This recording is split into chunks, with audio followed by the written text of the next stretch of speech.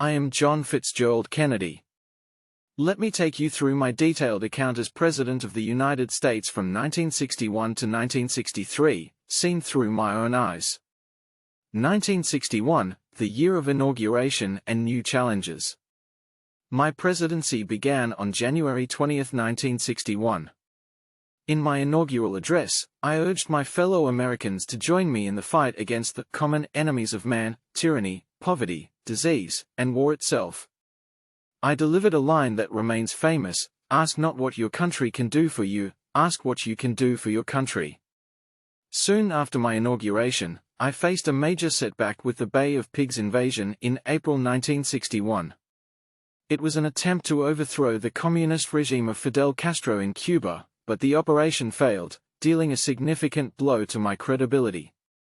In response, I stepped up efforts in the space race, pledging that the United States would send a man to the moon before the decade's end. The Apollo program became a key element of my administration to demonstrate U.S. technological superiority over the Soviet Union.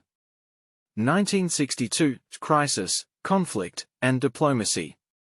The year 1962 was marked by the Cuban Missile Crisis in October, the tensest moment of the Cold War.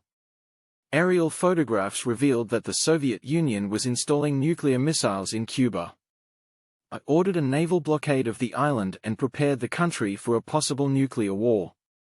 After days of intense tension and secret negotiations, Soviet leader Nikita Khrushchev agreed to remove the missiles in exchange for our promise not to invade Cuba and the secret removal of our missiles in Turkey. During this time, I also worked on civil rights issues, facing the realities of racial segregation.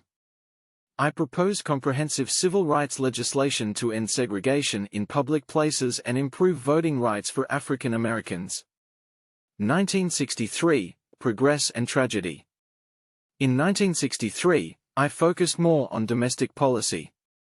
My administration continued to push for civil rights, poverty reduction, and education improvements. I delivered a memorable speech in West Berlin, affirming my solidarity with the Berliners and critiquing communism. However, my term was tragically cut short. On November 22, 1963, as I rode in a motorcade through Dallas, Texas, I was assassinated. My death left the country in mourning and shock, marking a period of great uncertainty for the United States. These years in power were filled with challenges but also opportunities to shape a better world. I always sought to inspire not only my country but the entire world, and I hope I left a legacy of progress and peace.